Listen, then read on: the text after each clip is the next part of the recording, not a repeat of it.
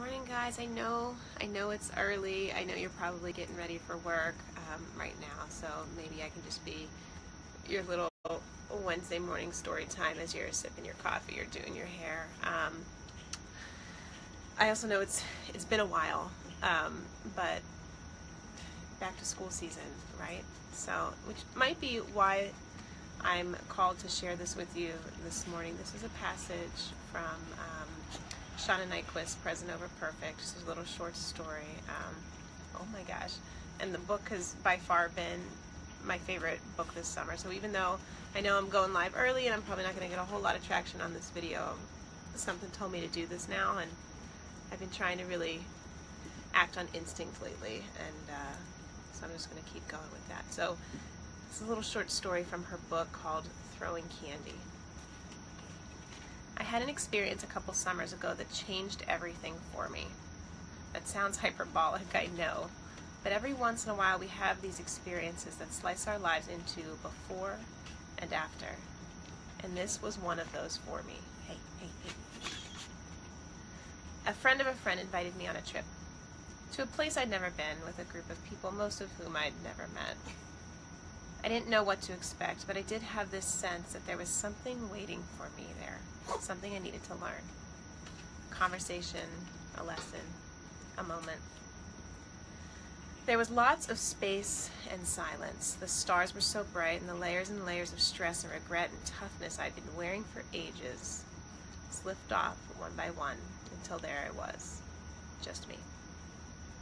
And without that shell, it's like I could feel everything and see everything with such clarity. It was like Technicolor, and I knew that there was something important there for me to see. I could sense it for the first time in a long time. I was really paying attention. One of the traditions of this place is that when you see kayakers in the water paddling from the nearby camp, no matter what you're doing, you stop and throw candy to them. Because it's fun. Because it's a sweet tradition. Because it makes people happy. If you knew me 10 years ago, you'd say that kind of thing was so Shauna.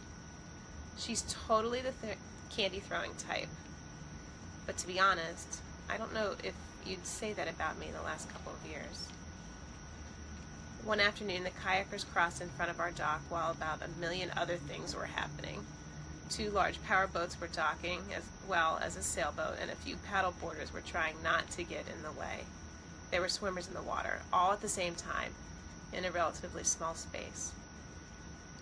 But the man who was in charge of it all, our host, the one who was responsible for everyone, who owned all the stuff that was about to crash in about 1,000 ways, stopped what he was doing and sprinted down the dock to get the lollipops. I had a little panic attack because what he was doing seemed so irresponsible. Warning word, irresponsible. He threw candy right in the middle of it. Everything swirled around him, and he kept throwing candy over and over, handful after handful. And everything was fine. All the boats were docked safely, the swimmers were fine, nothing happened. As I watched from the deck of the lodge, I put my head down on the wide railing, and I began to sob. Because I used to throw candy, right in the middle of it all. I used to throw candy no matter what. I used to be warm and whimsical. I used to believe in the power of silliness and memory-making and laughter. And then I became the kind of person who threw candy as long as nothing else was going on. As long as it didn't get in the way of being responsible.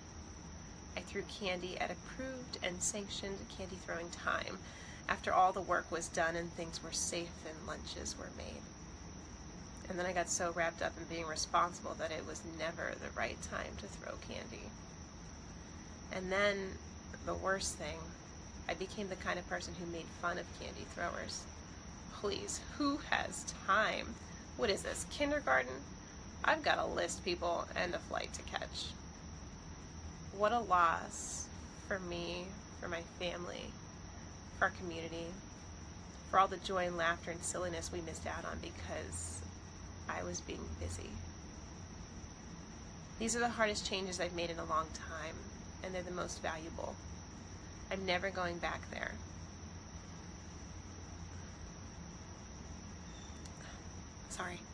I'm done with that kind of responsible. I don't want to get to the end of my life and look back and realize that the best thing about me was that I was organized. That I executed well, that I ran a tight ship, that I never missed a detail.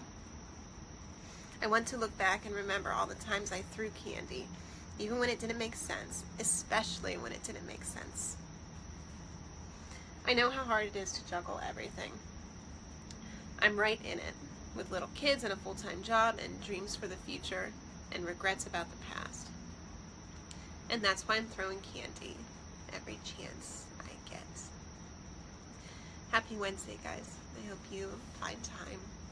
I hope you make time to throw some candy today. Have a good one.